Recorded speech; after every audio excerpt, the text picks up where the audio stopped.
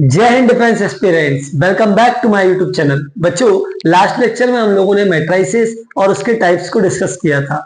अब उसके आगे से हमें कंटिन्यू करना है। आज हम पढ़ेंगे operations on matrices, equality of. सबसे पहले बात करते हैं ऑपरेशंस ऑन मैट्रिसेस की। तो ऑपरेशंस ऑन मैट्रिसेस में पहला ऑपरेशन है एडिशन ऑफ मैट्रिसेस, कि दो या दो से अधिक मैट्रिसेस का सम हम कैसे करेंगे या मैट्रिक्स का सम कैसे किया जाता है। आइए देखते हैं। फॉर एग्जाम्पल, अगर एक ए मैट्रिक्स है मेरे पास जो कि 1 2 3 4 2x2 का मैट्रिक्स, और एक अनदर मैट्रिक्स भी है जो कि -3 4 5 6 2x2, तो क्या वो कंडीशंस हैं कि हम मैट्रिक्स का एडिशन कर पाएंगे। सबसे पहली बात तो ये कि मैट्रिक्स का ऑर्डर सेम होना चाहिए, order must be same. Corresponding elements will be added. तो ये दो पॉइंट्स आप लिखें। पहला है ऑर्डर ऑफ द मैट्रिक्स या matrices must be same.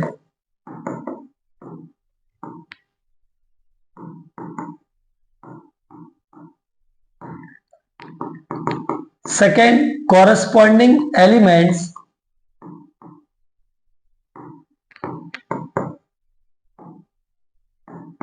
will be added।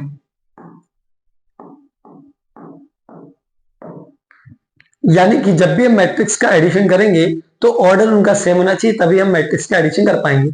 और साथ ही साथ करस्पॉन्डिंग एलिमेंट्स को ऐड करेंगे, यानी कि A11 को A11 के साथ ऐड करेंगे, A12 को A12 के साथ ऐड करेंगे, A21 को A21 के साथ ऐड करेंगे और A22 को A22 के साथ करेंगे। चलिए आइए A प्लस बी करते हैं। A plus B is equal to हो जाएगा बच्चों 1 plus -3 2 plus 4 3 plus 5 4 plus 6। 1 plus -3 that will be -2, 2 plus 4 that is 6, 3 plus 5 8 and 6 plus 4 10।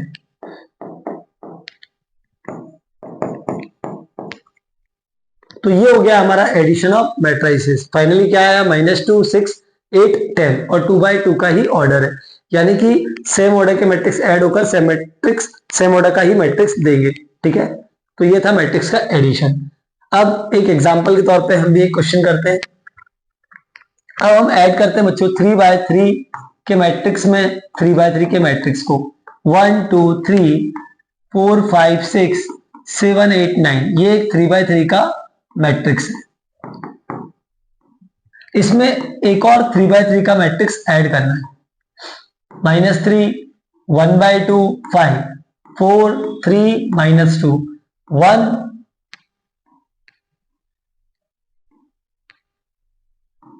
3 4। इनका एडिशन करेंगे। A plus B is equal to, order must be same, तो order तो same ही है इनका। Corresponding elements will be added, तो A11 को add करेंगे A11 से।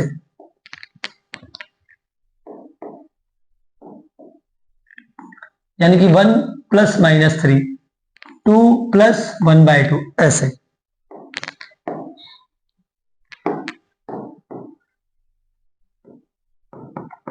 डायरेक्ट ऐड करते हैं। ये हो जाएगा -2, ये हो जाएगा 5/2, 3 plus 5 8 4 plus 4 8 5 3 8 6 -2 that is 4 7 plus 1 8 8 plus 3 11 9 plus 4 13। तो ये हो जाएगा हमारा A plus B matrix. Clear है क्या? चलो इसके बाद आते हैं नेक्स्ट ऑपरेशन पे, that is subtraction of matrices. कि आखिर हम मैट्रिक्स का सब्ट्रैक्शन कैसे करेंगे। तो जैसे एडिशन का रूल है सेम वैसे ही सब्ट्रैक्शन का रूल है, बस इसमें एडिशन की जगह क्या हो जाएगा, सब्ट्रैक्शन। तो ऑर्डर मस्ट बी सेम होना चाहिए सबसे पहली बात, और corresponding element will be subtracted. For example एक सॉल्व करते हैं। एक मैट्रिक्स ए लेते हैं 3 4 -5 एंड 6। एक दूसरा मैट्रिक्स है बी दैट इज 7 3 -2 एंड -1। अब हमें क्या निकालना है, A माइनस बी निकालना है। क्या निकालना है, A माइनस बी। तो देखो A माइनस बी कैसे आएगा, A minus B is equal to 3 - 7 that is -4 4 - 3 that is 1 -5 minus -2, minus minus plus हो जाएगा, तो -5 प्लस का 2 दैट इज -3, 6 माइनस माइनस 1 यानी कि 7, तो ये हो जाएगा 2/2 का मैट्रिक्स। ऑर्डर देखो जो है वही ऑर्डर बन रहा है, लेकिन करस्पॉन्डिंग एलिमेंट क्या हो गए, ऐड हो गए, तो ये हो जाएगा हमारा, सॉरी ऐड नहीं सब्ट्रैक्ट हो गए, तो ये हो जाएगा हमारा सब्ट्रैक्शन ऑफ मैट्रिसेस। क्लियर। एक एग्जांपल लेकर एक और क्वेश्चन सॉल्व करते हैं।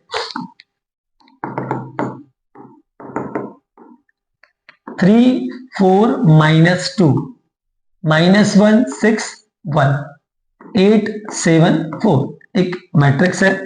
बी एक और मैट्रिक्स है बच्चों, 1/2 -1 6 8 3 4 2 0 1, इस तरह से। तो और हमें निकालना है a माइनस बी, तो a माइनस बी हो जाएगा 3 minus 1/2 that is 5/2, 4 minus -1 that is plus का 5, -2 -6 माइनस का 8, -1 -8 -9, 6 -3 that is 3, 1 -4 that is -3, 8 -2 6, 7 -0 7 and 4 -1 3, तो ये हो जाएगा 3/3 का मैट्रिक्स।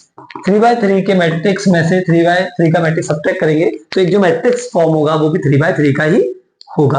तो ये था मैट्रिक्स का सब्ट्रैक्शन। इसके बाद नेक्स्ट ऑपरेशन आता है बच्चों, मल्टीप्लिकेशन ऑफ मैट्रिसेस। बच्चों मैट्रिक्स का मल्टीप्लिकेशन बहुत ज्यादा इंपॉर्टेंट है, बच्चे ज्यादातर गलती इसी में करते हैं। तो आपको ध्यान से देखना है कि आखिर हम दो मैट्रिक्स का मल्टीप्लिकेशन कैसे करते हैं। दो या दो से अधिक भी हो सकते हैं, बट मोस्टली दो मैट्रिक्स का कैसे मल्टीप्लिकेशन करना है वो देखते हैं। फॉर एग्जाम्पल एक मैट्रिक्स लेके चलते हैं।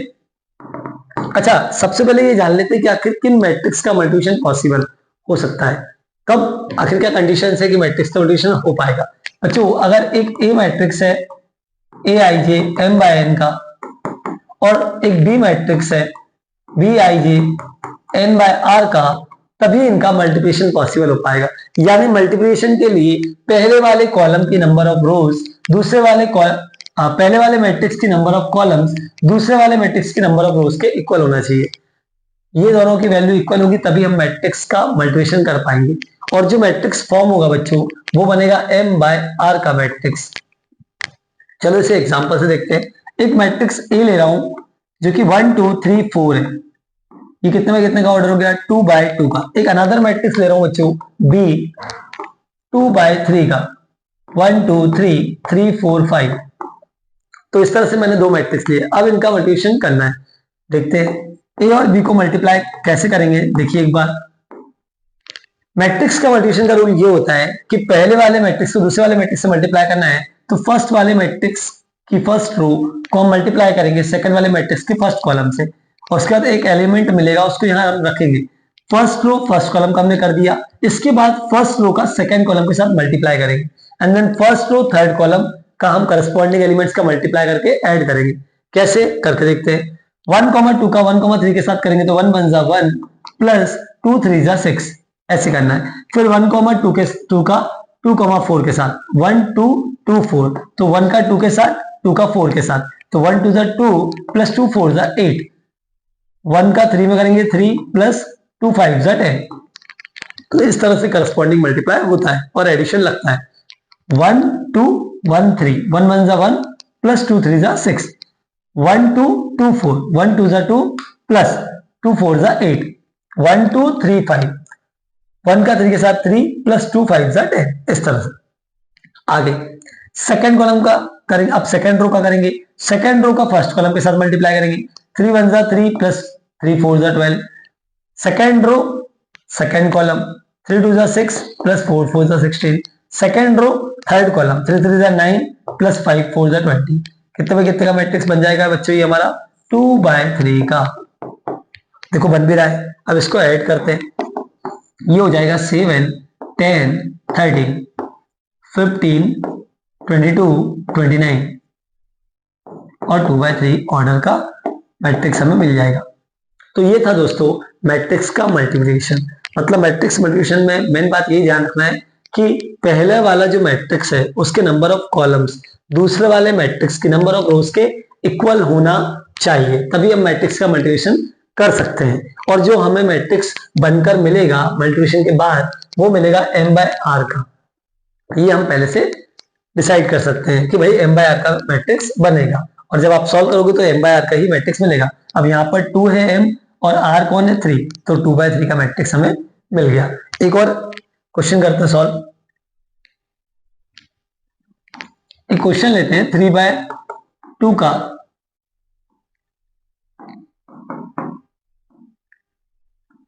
1 2 3 5 6 7 और एक अनदर मैट्रिक्स है 2 बाय 3 का 2 3 4 1 2 3। इन दो मैट्रिक्स का हमें मल्टीप्लिकेशन करना है, a इंटू बी निकालना है। तो ए बी मैट्रिक्स क्या हो जाएगा? सबसे पहले तो हम ये चेक करेंगे क्या इनका मल्टीप्लिकेशन पॉसिबल है या नहीं। तो वो कैसे पता चलेगा? इधर देखो, इसके नंबर ऑफ कॉलम्स इसकी नंबर ऑफ रोज के इक्वल है, तो ये बात तो तय है कि मैट्रिक्स का मल्टीप्लिकेशन किया जा सकता है। और जो हमें फाइनली मैट्रिक्स मिलेगा मल्टीप्लिकेशन के बाद वो मिलेगा 3 बाय 3 का। क्लियर बच्चों? आ जाओ। फर्स्ट रो फर्स्ट कॉलम यानी कि 2 1 जा 2 प्लस 2 1 जा 2 that is 4। First row second column 3 1 जा 3 प्लस 2 2 जा 4 यानी कि 7। फिर फर्स्ट रो थर्ड कॉलम, भाई पहले फर्स्ट रो फर्स्ट कॉलम का किया, फिर फर्स्ट रो सेकंड कॉलम के साथ किया, फिर फर्स्ट रो थर्ड कॉलम के साथ करना है। तो 4 प्लस 6 दैट इज 10। अब जब फर्स्ट रो का हो गया सभी कॉलम्स के साथ हो गया, फर्स्ट रो का सभी कॉलम्स के साथ मल्टीप्लिकेशन हो गया, तो अब पहले वाले मैट्रिक्स के दूसरी वाली रो को सभी कॉलम्स के साथ मल्टीप्लाई करेंगे। 3 5 का 2 1 के साथ 3 2 जा 6 प्लस 5 11 3 3 जा 9 प्लस 10 19 3 4 जा 12 प्लस 15 12 प्लस 15 27 6 2 जा 12 प्लस 7 दैट इज 19 6 3 जा 18 प्लस 14 18 प्लस 14 दैट इज 32 6 4 जा 24 प्लस 7 3 जा 21 यानी कि 24 और 21 दैट इज 45। तो ये कितने बाय कितने का मैट्रिक्स आ गया? 3 बाय 3 का। इस तरह से मैट्रिक्स का मल्टीप्लिकेशन करेंगे। लेकिन बच्चों अब यहाँ पे ध्यान रखने वाली बात ये है, हमने जो ए बी का मल्टीप्लिकेशन किया है अगर आप उल्टा करेंगे बी ए का मल्टीप्लिकेशन तो वो इसके इक्वल नहीं आएगा। मतलब अगर हम बात करें मल्टीप्लिकेशन की तो a इंटू बी करें और b इंटू ए करें तो दोनों बात एक नहीं है। भाई ए बी का जो मल्टीप्लिकेशन आएगा वो अलग तरीके से होगा और बी ए का जो मल्टीप्लिकेशन आएगा वो अलग तरीके से आएगा, मतलब उसका आंसर कुछ और आएगा। एक बार मैं करके दिखा देता हूँ आपको। और समटाइम्स तो पॉसिबल हो ना हो मैट्रिक्स का मल्टीप्लिकेशन, ये भी जरूरी नहीं है। फॉर एग्जाम्पल यहीं पर हम बी मैट्रिक्स को आगे लिखते हैं दोस्तों 2 3 4 1 2 3 और ए मैट्रिक्स को पीछे लिखते हैं। ए मैट्रिक्स क्या है बच्चों हमारा 1 2 3 5 6 7। अब मुझे b इंटू ए निकालना है। क्या निकालना है? b इंटू ए। अब मुझे बी ए करना है तो पहले तो मैं इस बात का ध्यान रखूंगा कि फर्स्ट वाला जो मैट्रिक्स है उसके नंबर ऑफ कॉलम्स यानी कि कितने का 2 बाय 3। सेकेंड वाला जो मैट्रिक्स है उसकी नंबर ऑफ रोज के इक्वल होना चाहिए। क्या है यहाँ पर? तो यहाँ पर तो हो पा रहा है 3 और 3, तो मतलब ये बात तो कंफर्म है कि मैट्रिक्स का मल्टीप्लिकेशन यहाँ पर हो जाएगा। समटाइम ऐसा भी होता है कि नहीं होता पॉसिबल, लेकिन ठीक है 3 बाय 3 का मैट्रिक्स है, मैट्रिक्स का मल्टीप्लिकेशन तो पॉसिबल। और जो ऑर्डर बन के आएगा वो क्या आएगा? 2 बाय 2 का मैट्रिक्स फॉर्म होगा। अब इनका मल्टीप्लिकेशन करते हैं, देखते हैं सेम आता है कि डिफरेंट आता है। देखो 2 3 4 का मल्टीप्लाई इसके साथ करेंगे 1 3 6 का, first row first column, then जब वो हो जाएगा तो फिर फर्स्ट रो सेकंड कॉलम, ये रूल होता है। फिर second row first column, second row second column. चलो 2 3 4 का 1 3 6 करेंगे और डायरेक्ट ऐड करेंगे। 2 1 जा 2 3 3 जा 9 9 2 11 6 4 जा 24 11 प्लस 24 दैट इज 35। तो पहला एलिमेंट मिलेगा बच्चों में 35। फर्स्ट रो फर्स्ट कॉलम का मल्टीप्लाई करके पहला एलिमेंट मिलता है। अब फर्स्ट रो सेकंड कॉलम का मल्टीप्लाई करेंगे। 2 2 जा 4 प्लस 3 5 जा 15 4 प्लस 15 दैट इज 19 4 7 जा 21 19 प्लस 21 दैट इज 40। एक बार फिर से रिपीट करेंगे। 2 3 4 का 1 3 6 से करा तो क्या आया 35। 2 1 जा 2 प्लस 9 2 प्लस 9 दैट इज 11 6 4 जा 24 और इसमें ऐड करेंगे 35। बिल्कुल सही है। 2 3 4 का 2 5 के 7 के साथ 2 2 जा 4 3 5 जा 15 15 प्लस 4 19 और 7 4 जा 28। ओके यहाँ पे गड़बड़ हुई, चलो 2 2 4, 3 5 15, यानी कि 19, 19 में 28 ऐड करना है, तो 28 प्लस 19 कितना आएगा? 37 या 47? 47, यस। तो यहाँ पे 14 आकर 47 आएगा। ठीक है, अब first second row first column, 1 1 जा 1, 2 3 जा 6, 6 प्लस 1 7, 3 6 जा 18, तो 7 प्लस 18 25। सेकेंड रो सेकेंड कॉलम, 2 1 जा 2 प्लस 10 प्लस 21, तो 2 प्लस 10 दैट इज 12, 12 प्लस 21 यानी कि 33। और ये कितने में कितने का मैट्रिक्स आया? 2/2 का। तो इस तरह से मैट्रिक्स का मल्टीप्लिकेशन करते हैं। अब देखो दोस्तों यहाँ पर आप कि ए बी की वैल्यू कुछ और है। ए बी वाला जो मैट्रिक्स फॉर्म हुआ है वो पहली बात तो ऑर्डर में भी 3/3 है और एलिमेंट्स भी डिफरेंट है, और यहाँ पर जो बी ए बना है वो क्या है? 2/2 का मैट्रिक्स है और उसके एलिमेंट्स भी डिफरेंट है, यानी कि A B does not equal to B A. A B का मल्टीप्लिकेशन बी ए के बराबर नहीं होता। ठीक है, ऐसा। चलिए आइए अब अगला देखते हैं मैट्रिसेस में। अगला है स्केलर मल्टीप्लीकेशन। स्केलर मल्टीप्लिकेशन में क्या करना पड़ेगा? स्केलर का मतलब होता है कांस्टेंट। किसी कांस्टेंट टर्म का हमें मैट्रिक्स से मल्टीप्लाई करना है, किसी कांस्टेंट नंबर से मैट्रिक्स को मल्टीप्लाई करना है। इधर देखो, फॉर एग्जांपल अगर मैं ये कहूं कि कोई ए मैट्रिक्स है मेरे पास और वो 1 2 3 3 4 5 और हमें उसे कांस्टेंट टर्म के से मल्टीप्लाई करना है, यानी कि हमें के फाइंड आउट करना है। अब ये के की वैल्यू कुछ भी हो सकती है, 2 3 5 या कोई भी कांस्टेंट नंबर। तो एक काम करते हैं, हमें यहाँ पर 5a निकालना है। मान लो कि यहाँ पर हमें 5a की वैल्यू फाइंड करना है, तो हम कैसे करेंगे? भाई ए मैट्रिक्स ये गिवन है और हमें स्केलर नंबर से मल्टीप्लाई करना है, तो सीधा सा मीनिंग ये है कि इस 5 का मल्टीप्लाई पूरे मैट्रिक्स से होगा, 1 2 3 3 4 5, और हर एक एलिमेंट से इसका मल्टीप्लिकेशन किया जाएगा। 5 का मल्टीप्लिकेशन इससे करेंगे तो 5 1 5, 5 2 10, 5 3 15, 5 3 15, 5 4 20, 5 5 25। कितने में कितने का आ गया? ये 2/3 का मैट्रिक्स आ गया। तो 5 टाइम्स ऑफ ए निकालेंगे तो कितना आएगा? 2/3 का मैट्रिक्स हमें मिल जाएगा। तो ये क्या है? स्केलर नंबर से मल्टीप्लिकेशन किसी भी मैट्रिक्स में। एक और एग्जांपल लेते हैं। अगर मान लो हमें कोई बी मैट्रिक्स गिवन है, दैट इज 3 6 9 12, और हमें इसका 2 टाइम्स ऑफ बी मैट्रिक्स निकालना है, यानी कि स्केलर नंबर से मल्टीप्लाई करना है, और वो स्केलर नंबर क्या है? यहाँ पर 2 है, तो 2 से मल्टीप्लाई करना है पूरे बी मैट्रिक्स को। तो स्केलर मल्टीप्लिकेशन डायरेक्ट किया जाएगा दोस्तों, 2 3 6 9 12। तो ये जो 2 है बाहर, ये पूरे मैट्रिक्स के हर एक एलिमेंट से मल्टीप्लाई हो जाएगा।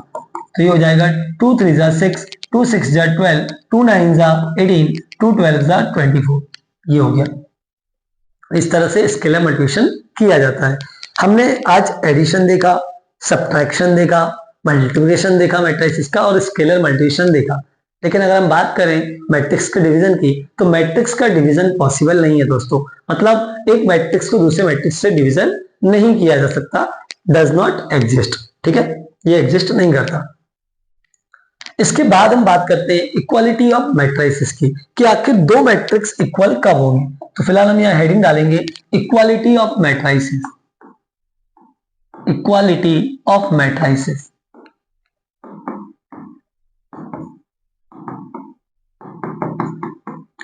इक्वालिटी ऑफ मैट्रिसेस का क्या मीनिंग है? देखो बच्चों, क्या है कि अगर दो मैट्रिक्स हमें गिवन है और हमें ये पूछा जाए या फिर हमें ये बता दिया जाए कि मैट्रिक्स इक्वल है और कुछ वैल्यूज निकालो, या फिर वो ये पूछे कि कौन से मैट्रिक्स हैं जो इक्वल मैट्रिक्स कहलाते हैं। देखो यहां ध्यान से एक एग्जांपल से समझते हैं।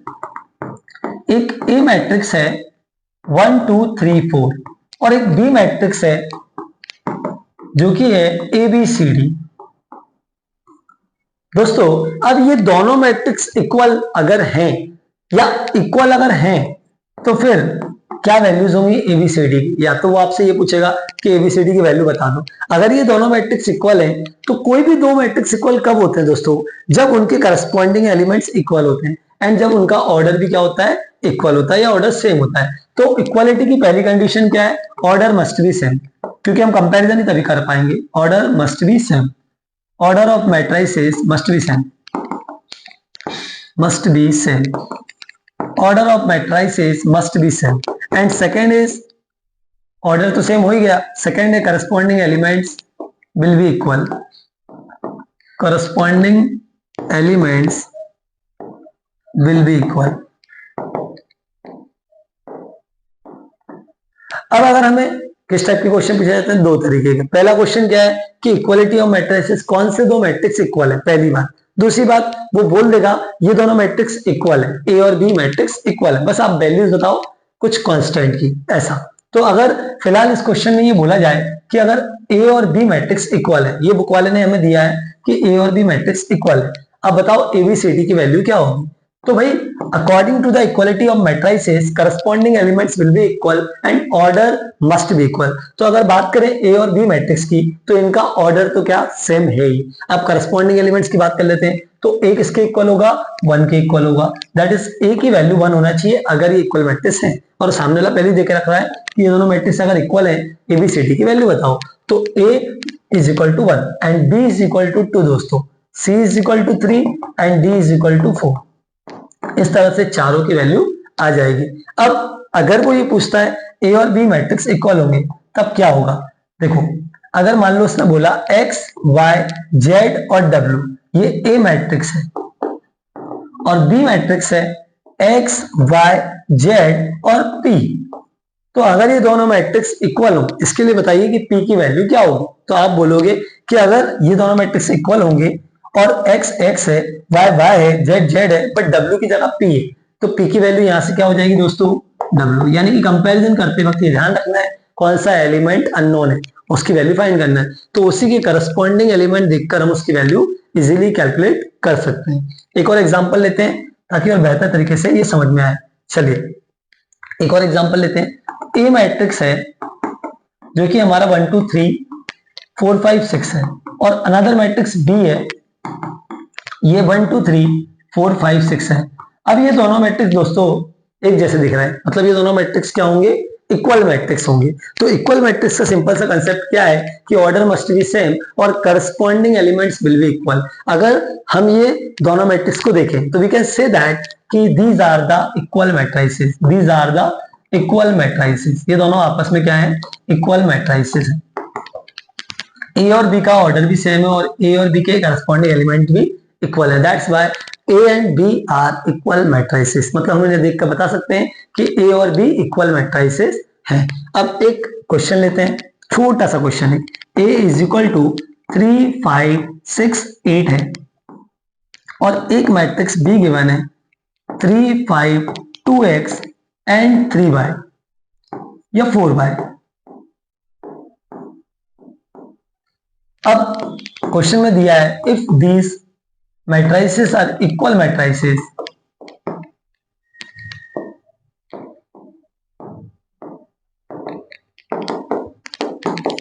then find the value of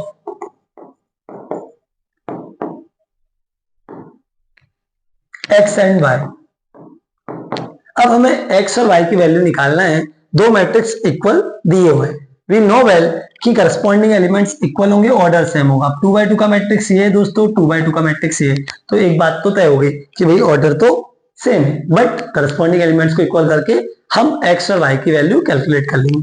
अब देखो यहाँ पे अगर हम कंपैरिजन करें ए और बी इक्वल मैट्रिक्स है, then 6 is equal to 2x हो जाएगा यहाँ पर, क्योंकि ये A21 एलिमेंट है और ये भी क्या है A21 एलिमेंट, और ये क्या है A22 एलिमेंट और ये क्या है A22 एलिमेंट, तो इनको आपस में हम इक्वल कर सकते हैं और करेंगे क्योंकि इक्वल मैट्रिसेस वाला कंसेप्ट है।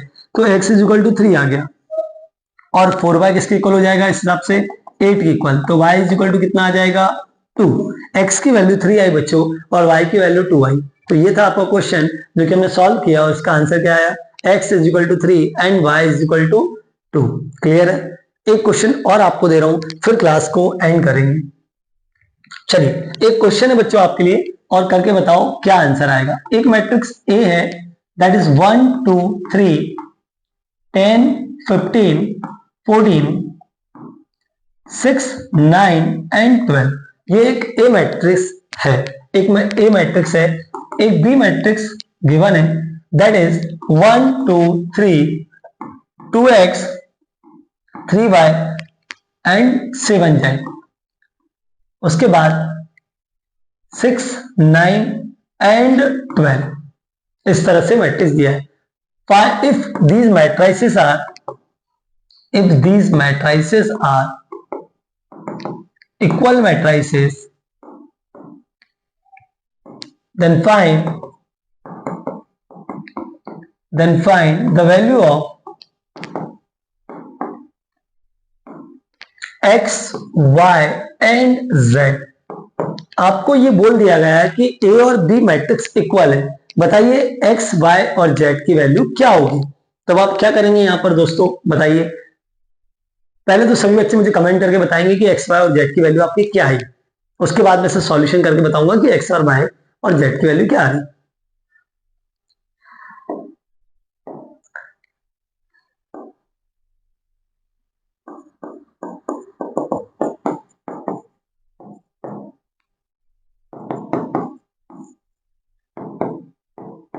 देखो बच्चों, अगर a और b